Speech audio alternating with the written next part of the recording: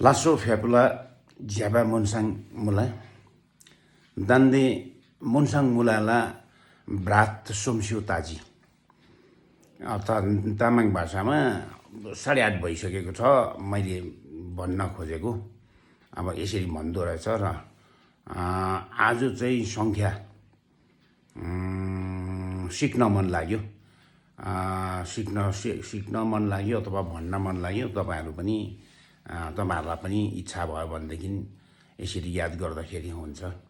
र तामाङ भाषामा सङ्ख्यालाई चाहिँ डाङ भनिँदो रहेछ र 0बाट नै सुरु गर्नु पर्यो।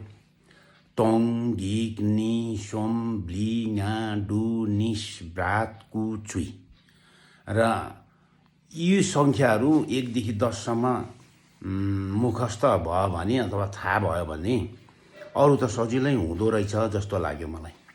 र आज चाहिँ बेसी नगरौँ, बेसी अलमल्ल पर्ने हुन्छ। त्यसले गर्दाखेरि चाहिँ यहीँसम्म नै मैले भनिरहेको छु र भोलि अथवा त अर्को भिडियोमा फेरि हामी 11 देखि 20 सम्मको गन्ती फेरि सिक्नेछौँ। हवस्, थुचेचे।